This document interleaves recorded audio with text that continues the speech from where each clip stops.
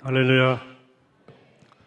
지난 주일 엘리야 때 잠깐 배웠던 것처럼 통일한국 이스라엘은 솔로몬 이후 로보암 때 남북으로 분열됩니다. 남쪽의 수도는 예루살렘, 북쪽의 수도는 사마리아에 있습니다. 근데 문제는 사마리아가 먼저 망합니다. 북쪽이 먼저 망합니다. 아수르가 제국이 되면서 힘을 가지고 북이스라엘을 멸망시킵니다. 근데 문제는 아수르의 식민 정책은 아수르 사람들을 사마리아에 집단 이주시켜서 그냥 피를 섞어서 결혼을 막 시켰습니다. 피를 섞어버린 거죠. 그래서 북이스라엘의 사마리아는 아주 문화적으로 영적으로 혼합된 종교의 본산지였습니다. 그래서 예수님 때까지도 사마리아는 기피 대상, 경혼 대상, 혐오의 현장이었습니다. 오늘 사도행전 8장에 나오는 시몬이라고 하는 이 마술사 역시 혼합된 종교 문화 토양에서 나온 사마리아의 유명한 마술사였습니다. 굉장히 유명했습니다. 이 사람이. 많은 사람들이 그의 마술적 능력을 보고 이 사람을 추종하고 따랐습니다. 그런데 그가 이 사마리아에서 활동하던 때에 예수님의 제자 빌립이 이 사마리아에 들어가게 됩니다. 원래 유대인들은 사마리아에 잘 들어가지도 않고 상종도 하지 않았는데 빌립이 사마리아 속으로 호련단신으로 들어간 겁니다. 빌립이 들어가서 예수님을 전하는데 놀랍게도 사마리아 사람들이 회개하고 예수를 받아들이는 거죠. 그리고 거기서 빌립이 많은 기적을 일으켰습니다. 이적과 기사를. 마술사였던 시몬이 이 모습에 충격과 도전과 감동을 받고 회개하고 예수를 믿게 됩니다. 수많은 사마리아 사람들이 시몬이 예수 믿었다 하는 말을 듣고 예수께로 돌아오기 시작했습니다. 이 소식이 예루살렘에 있던 베드로와 요한과 다른 제자들에게 전달됐습니다. 사마리아 사람들이 회개한다는 소식을 듣고 베드로와 요한은 빌립한테만 맡길 일이 아니다 이렇게 생각하고 자기들도 가사하게 하다 생각하고 사마리아로 들어갑니다. 그래서 빌립과 함께 복음을 전합니다. 그런데 거기서 베드로와 요한이 사람들을 위해서 기도하기 시작하자 사람들이 성령 체험을 시작한 겁니다. 시몬은 이미 빌립에게 감동 감화를 받아서 예수를 믿게 되었지만 베드로와 요한이 와서 성령님이 역사한 걸 보니까 더 큰 충격을 받았습니다. 그래서 시몬은 자기도 그런 능력을 얻고 싶어 했습니다. 그래서 베드로한테 돈을 건네면서 청하는 거예요. 베드로요, 당신이 손을 얹고 있는 사람마다 성령을 받는데 나한테도 그런 능력을 좀 주십시오. 베드로가 그렇게 말합니다. 20절 내용이죠. 베드로가 이르되 네가 하나님의 선물을 돈 주고 살 줄로 생각하였으니 내 은과 네가 함께 망할지어다. 하나님 앞에서 네 마음이 바르지 못하니 이 도에는 네가 관계도 없고 분깃될 것도 없다. 꾸짖은 거죠. 매우 유명한 사건이 되어서 두고 그리스도인들에게 전해져 오는 중요한 이야기가 됩니다. 이것은 성령을 사적으로 소유하려고 하는 자세, 또 성령의 능력을 자기 마음대로 다룰 수 있을 것이라고 믿는 태도가 얼마나 잘못된 것인지를 생생하게 가르쳐주는 레슨 같은 그런 말씀입니다. 이 사건은 단지 성령을 기적을 일으키는 능력으로 생각한다든지 사적 욕심으로 소유할 수 있다고 생각한다든지 자기 마음대로 다룰 수 있는 것으로 생각해서는 안 된다는 것을 분명히 경고해 주고 있어요. 오늘은 성령 강림절입니다. 성령에 대해 함께 말씀을 나누려고 그러는데요. 이미 성령에 대해 많이 이미 다루었지만 조금 더 다른 각도로 한번 생각해 보려고 합니다. 여러분 대충 알고 정확히 알지 못하는 어떤 문제에 대해서 제대로 이해하는 좋은 방법이 있습니다. 그것이 가지고 있는 오해를 먼저 하나씩 벗겨 제거해 가는 겁니다. 어떤 오해가 있는지를 하나씩 벗겨내다 보면 바르게 이해할 수 있고 실체에 다가서게 됩니다. 성령이 바로 그런 주제라고 봅니다. 교회 다니는 사람 치고 성령이란 말을 모르는 사람도 없고 들어보지 못한 사람은 없을 거예요. 누구나 다 알고 있고 어느 정도 아는데 정확히 그것이 뭔지 아는 사람, 모르는 사람들이 많습니다. 어떻게 이해해야 할지 정확히 모르는 주제가 바로 성령이에요. 그리고 이 성령은 오해도 많고 일방적으로 혹은 편협하게 배우기도 했습니다. 그런 점에서 성령이라고 하는 그 주제에 대한 오해들을 먼저 생각해 볼 필요가 있겠다. 이런 오해들을 벗겨내다 보면 성령에 대한 바른 이해에 조금씩 우리가 다가가게 될 수 있을 것이라고 하는 거죠. 그래서 성령에 대한 첫 번째 오해를 먼저 짚어보겠습니다. 첫 번째 오해는 성령을 어떤 마술적인 힘 혹은 초능력으로 믿는 경향입니다. 이렇게 말로 표현하지는 않더라도 성령 그러면 떠오르는 이미지가 이런 파워풀한 이미지예요. 성령은 뭔가 놀라운 일을 일으키는 능력입니다. 여러분 사도행전은 성령행전이라고 불릴 만큼 성령에 대한 말이 많이 나옵니다. 성령에 대한 역사에 대한 이야기로 가득 찬 책이 사도행전입니다. 특히 예수님의 제자들이었던 사도들은 성령의 능력으로 많은 이적과 기사를 일으켰습니다. 여러분 사도들이 제일 먼저 일으킨 기적이 뭔지 기억하십니까? 사도행전 3장에서 지체의 장애자를 일으켜 세운 거예요. 베드로와 요한이 성전을 들어가다가 걷지 못한 거린을 보고 은과 금은 내게 없지만 내게 있는 것으로 내게 주노니 곧 나사렛 예수 이름으로 일어나 걸어라 이렇게 선언하니까 그 장애자가 벌떡 일어나 걸었습니다. 시각장애에 눈을 떠요. 심지어 난간에 걸터 앉았다가 뚝 떨어져서 죽었거든요. 유두고가 살려내요. 죽은 사람. 또 성령이 충만해졌더니 예수를 믿는 사람들이 자기 재산을 다 팔아서 필요한 대로 나눠 쓰기 시작하는 거예요. 성령이 충만했더니 스데바 같은 집사 같은 사람들은 죽음도 두려워하지 않고 조금도 두려워하지 않는 용감한 태도를 보였습니다. 성령은 이걸 지켜보던 사람들의 눈에 가히 놀라운 파워로 보였습니다. 오죽했으면 당대 최고의 마술사였던 시몬이 돈을 주고 그런 능력을 살려고 했겠습니까? 그럼 왜 주님은 제자들에게 이런 놀라운 성령의 능력을 주셨을까요? 제자들이 참 기특하니까 고생 많이 했으니까 특별한 능력을 선물로 주신 걸까요? 제자들이 마술사보다는 뛰어나다는 것을 보여주라고 과시하라고 그랬을까요? 여러분 왜 사도행전은 이적과 기사로 가득 차 있을까요? 자, 성령 받으면 누구나 이렇게 기적 일으킬 수 있다는 뜻일까요? 물론 분명히 그런 측면이 있지만 핵심은 아니다. 자, 하나님이 그들에게 성령을 주셔서 놀라운 능력을 발휘할 수 있도록 하신 핵심적 이유가 오늘 사도행전 1장 8절 본문에 나와요. 오직 성령이 너에게 임하시면 너희가 권능을 받고 예루살렘과 온 유대와 사마리아와 땅끝까지 이르러 내 증인이 되리라 하시니라. 우리에게 성령이 임하시면 능력을 받게 되는데 어떤 능력인가 하면 예루살렘과 온 유대와 사마리아 땅끝까지 이르러서 예수를 증언하는 능력이에요.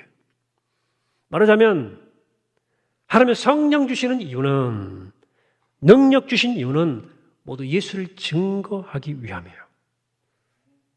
근데 여기 하나의 질문이 또 등장하죠. 그럼 예수를 증거한다는 게 뭘까? 물론 전도하는 거겠죠. 선교 전도하고. 네, 예수의 증인 된다는 것을 우리는 이 당시의 맥락에서 좀 볼 필요가 있겠습니다. 초대교회 시절은 오늘 우리 시대와 달리 예수님에 대해서 모든 것이 불확실했습니다. 또 많은 사람들이 예수가 누군지를 몰랐어요. 제자군은 분명히 있었지만 예수에 대해 들었던 사람들도 예수님이 죽은 자예요. 실패한 자로 아는 사람들이 훨씬 많았습니다. 심지어 예수를 따랐던 사람들조차도 십자가에서 처형되자 모두 기대를 쳐본 사람도 꽤 많았습니다. 그런데 예수를 믿는다고 하는 몇몇 제자들 그룹이 예수님이 죽지 않았다고 외치면서 동시에 예수님이 살아계실 때 베풀었던 기적을 똑같이 일으키는 거예요. 이게 웬일입니까? 여러분 사도행전에서 일어난 기적들을 관찰해 보면 아주 정확하게 예수님이 살아계실 때 베풀었던 기적들이에요. 지체 장애자가 일어나고 시각장애인의 눈을 뜨고 죽은 자가 다시 사는 기적들이 막 일어나요. 이게 뭐죠? 예수님이 베풀었던 기적들입니다. 지금 예수님이 안 계신다 생각하던 시절 예수님이 일으키신 것과 똑같은 사랑의 역사가 일어나기 시작하는 겁니다. 놀라운 일이지. 이게 뭡니까? 예수님이 없지만 예수님이 계신 것과 다를 바 없다. 이걸 말해주는 게 성령의 본질이라는 거예요. 성령이란 보이지 않는 살아계신 예수 그리스도의 영이에요. 예수님은 세상을 떠나기 전에 당신이 없는 빈자리를 성령께서 대신해 주겠다고 분명히 말씀해 주셨습니다. 그렇게 말씀대로 성령이 제자들에게 임하자 마치 제자들은 예수님이 살아계신 것처럼 행동했고 사람들은 그들을 보면서 예수님이 여전히 살아계신 것처럼 느낄 수 있었다 그 말입니다. 이것이 많은 사람들이 예수를 믿게 된 이유예요. 아, 예수가 실패자가 아니었네. 예수가 십자가에 처형되고 끝장난 게 아니었네. 그가 눈에 보이지 않지만 우리 가운데 살아계시구나 하는 것을 제자들이 보여준 거예요. 증언한 거예요. 그러니까 그들에게 성령이 임했다는 것은 단순히 기적을 일으키는 그런 놀라운 힘을 가지게 된 것만이 아니라 더 중요한 것은 우리와 함께 하시는 예수 그리스도를 드러내는 증거의 능력을 가지게 된 거예요. 증의 능력이 생긴 겁니다. 그렇다면 우리가 이 성령을 어떻게 경험하고 어떻게 하면 성령을 받을 수 있을까요? 오늘 설교 주제죠. 어떻게 성령 받을 수 있을까? 여기 성령에 대한 오해 하나를 더 기억해 보도록 하겠습니다. 사람들은 성령을 구해야만 얻을 수 있는 것으로 생각합니다. 오해입니다. 여러분, 과거 많은 교회들이 부흥 집회를 했거든요. 요즘 뭐 부흥 집회 평일날 못해요. 사람들이 안 오니까. 근데 그 대부분 성령 집회예요. 성령 집회였습니다. 성령을 받으면 병 고침 받고, 성령 받으면 실패한 사람은 성공하고, 문제는 사람은 문제 해결된다. 만사 형통된다. 라고 부흥사들께서 가르치셨거든요. 그래서 성령 받으라 그랬어요. 또 달라고 간구해라. 부르짖으라 그랬습니다. 부르짖어라. 그래서 사람들은 성령 받으러 기도도 가고 저도 갔었어요. 금식도 하고 또 능력 있는 목사님께 막 안수도 받고 집회 열심히 참석을 했습니다. 근데 그런 집회에 가면 공통적으로 하는 요청이 있어요. 일단 성령 충만함 받자고 얘기를 하죠. 성령 물론 받아야 됩니다. 간절한 마음으로 우리가 예배도 드리는 거 아니겠습니까? 그러면서 빠른 속도로 박수를 치면서 찬송을 부르게 합니다. 이런 집회 찬송은 되게 찬송이 빨라요. 오늘 빈들의 마름을 같이 이렇게 느리게 안 부릅니다. 빈들의 마름 불같이 시들은 다 헤어온다. 그런 얘기입니다. 그 다음에 옆에서 막 북도 치더라고. 어릴 때 북도 막 옛날 분들 기억나죠? 막 둥둥둥 도체 북쳐요. 막 가슴이 웅장해져요. 첫 번째고요. 그 다음에 뭘 요청하냐면 목청껏 주님을 3번 부르라고 합니다. 그렇죠? 주여 삼창이죠. 우리도 뭐 주여 삼창 하죠. 주여, 주여, 주여. 부르라고 합니다.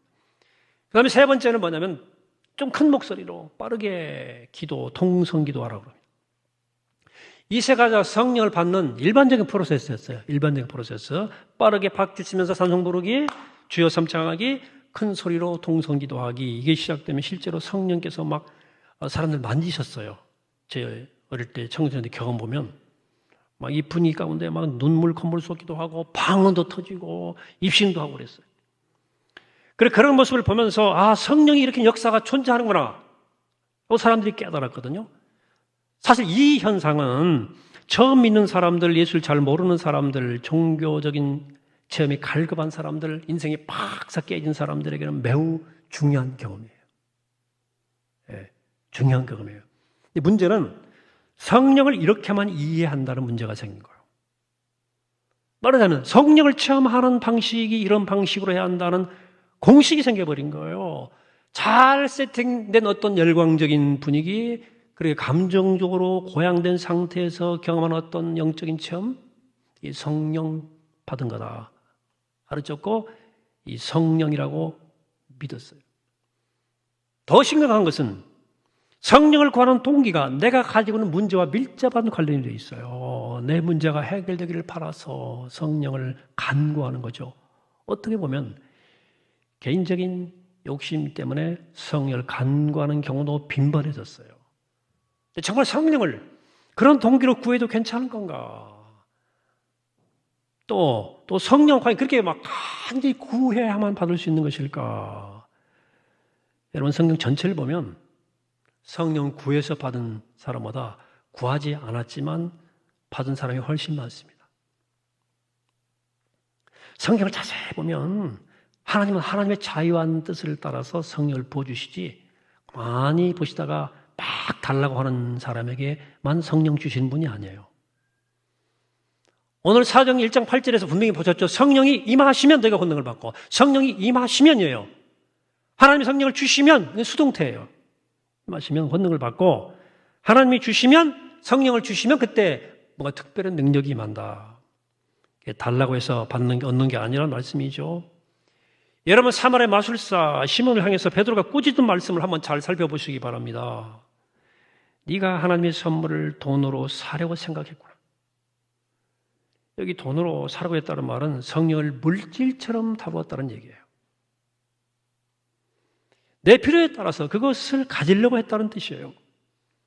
물론 오늘 우리가 무슨 성령을 구하면서 뭐 돈 주고 성령을 살려고 하는 것은 아니지만 내 필요에 따라 마치 그것을 물질처럼 그것을 구했다는 점에서 그런 차원에서는 어쩜 맥락이 똑같을 수 있다. 맥락은 다르지 않다. 그래서 여러분들 베드로가 성령을 하나님의 선물이라고 표현했다는 점을 주목하십시오. 여러분 내가 누군가한테 줄 선물은 내가 돈 주고 살 수 있어요. 그러나 받을 선물을 돈 주고 사는 것은 아니지 않습니까? 누가 받을 선물을 돈 주고 삽니까? 뭐 달라고 막 조릅니까? 뭐 애들은 저러긴 저러더라. 예? 선물은 주는 사람한테 전적으로 달려있는 거예요. 내가 받고 싶어서 돈을 주고 사는 건 선물이 아니죠. 선물 받는 게 오직 하나예요. 선물 줄 사람의 마음이 움직여야 돼요. 내가 선물 받을 만한 그 사람 쪽에서 이유가 있어야 할 거 아니에요?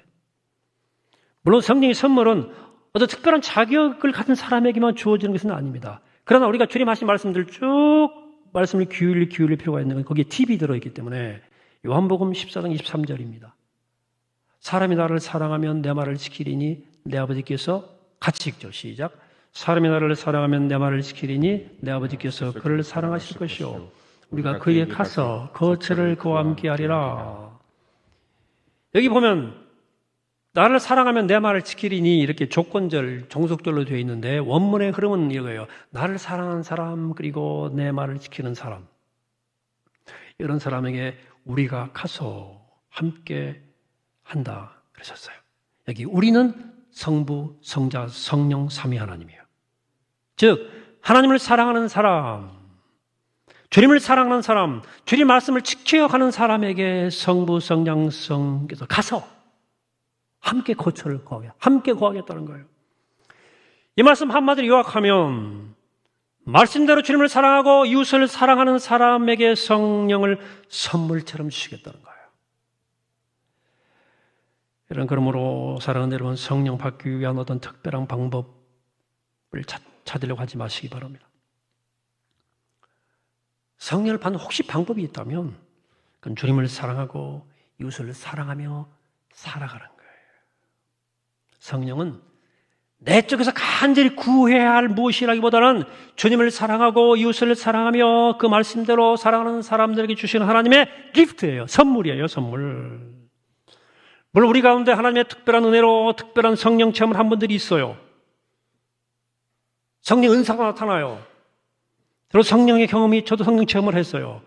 그러나 나는 한 번도 성령의 선물을 받지 못했다, 성령 체험 못했다 생각하는 분들이 계시다면 여러분 주님 말씀을 따라 주님을 사랑하고 이웃을 사랑하고 살다 보면 어느 날 선물처럼 바람처럼 성령이 임하실 줄로 믿습니다. 아니면 임하신 줄도 몰라요. 자, 그렇다면 이 성령은 어떤 특성이 있을까? 성경은 마치 무엇과 같다고, 성경은 성령을 한마디로 표현하기 어렵기 때문에 마치 무엇과 같다는 표현을 많이 썼습니다. 성경은 다양한 이미지로 성령을 묘사합니다. 워낙 크신 분이기 때문에 우리가 제일 잘 아는 이미지가 불 같은 성령이에요. 이건 오순절에 제자들에게 찾아오신 성령의 모습이었어요. 정확히 말하면 불의 혀같이 임한 성령이에요. 바로 이 이미지 때문에 성령을 불같은 뜨거운 것으로 인식하게 되었어요. 그렇습니다. 성령은 강한 불길 같아서 모든 죄악을 태워버립니다. 성령은 불 같아서 냉랭하고 절망한 우리의 심령을 다시금 뜨겁게 일으켜줍니다. 그렇지만 성경은 이와 다른 이미지로 가지고 성령을 더 많이 설명해 줍니다. 예컨대 비둘기 같은 성령이 예수님이 세례받을 때 내려왔어요. 그리고 바람 같은 성령에 대한 언급이 훨씬 많습니다. 햇살처럼 부드럽고 따뜻한 이미지의 성령 이미지가 성경에 훨씬 더 많이 등장합니다. 자, 어떤 게 성령의 본질을 더 잘 설명해 주는 걸까? 그것을 알려면 성령의 역사가 일어날 때 어김없이 일어나는 일이 무엇인지를 보면 알 수 있어요. 여러분, 성령 역사가 임할 때 일어날 때 어떤 일이 일어납니까? 아주 공통적인 일이에요. 회복입니다. 회복. 뭐라고요? 회복이 일어나요. 회복. 만약 성령이 함께 한다고 해놓고 전혀 회복이 안 일어난다, 가정 안에서. 성령이 임하지 않는 것이거나 성령이 충만하지 않은 거예요. 그래서 성령 충만을 우리가 사모하는 거죠. 성령이 함께 할 때 반드시 회복 사건이 일어납니다. 회복이 돼요. 성령 역사할 때 상처가 회복이 됩니다. 성령 역사할 때 아픈 사람이 회복되고 깨어진 가정이 회복됩니다. 우리 주변에 그런 일을 보지 않습니까? 한 영혼이, 한 가정이 회복이 돼요. 마음이 사람이 갑자기 새로워져요. 질병을 극복해요. 인색한 사람이 이웃에게 공감하기 시작하고 사랑하고 용서하는 일들이 막 일어납니다. 죽음의 기운이 떠나가요. 영혼이 살아나고 살맛이 회복됩니다. 이게 성령이 임할 때 일어난 일이고 예수님이 계신 곳에서 언제나 일어났던 일들입니다. 그래서 성령 현상은 예수 현상과 똑같아요.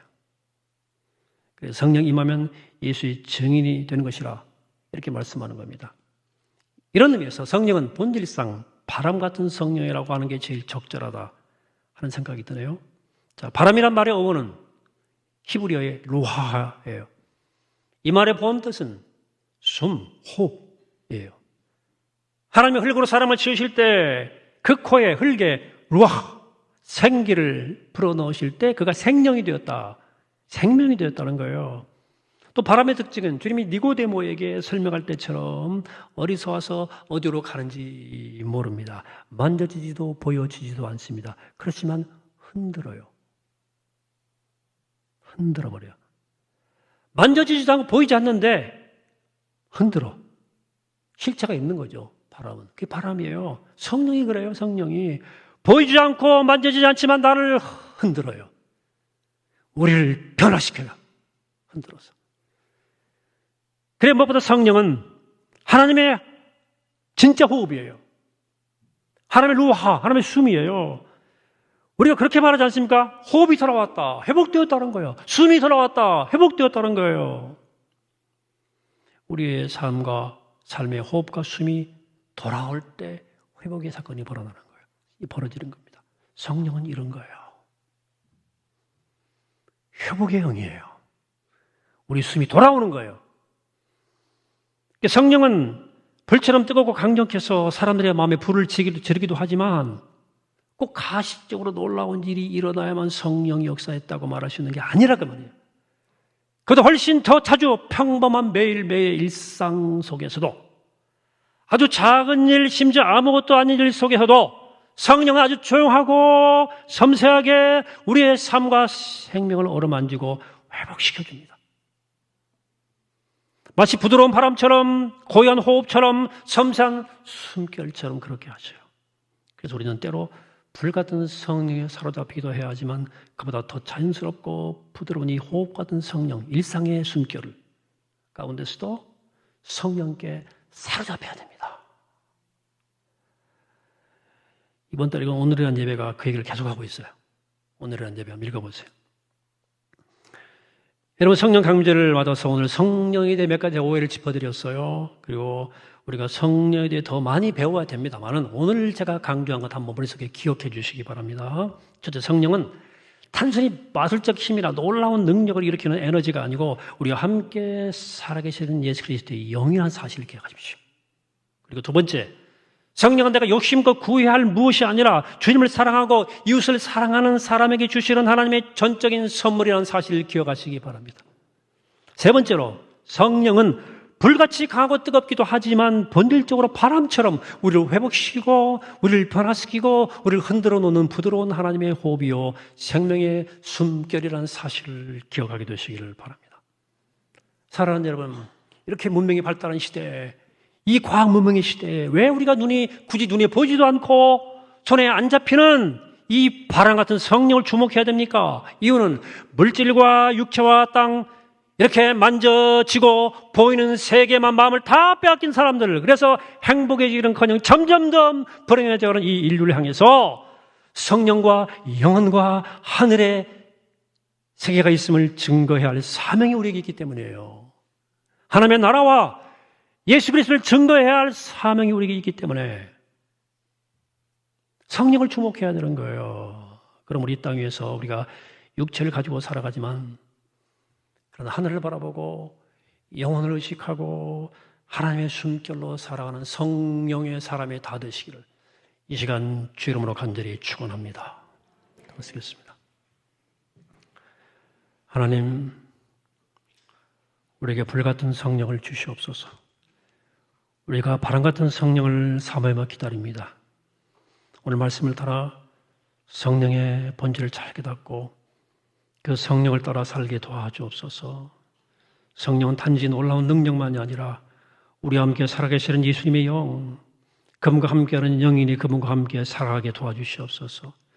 주님을 사랑하고 이웃을 사랑하는 자에게 주시는 하나님의 선물을 하나님이 기다리게 해 주시옵소서.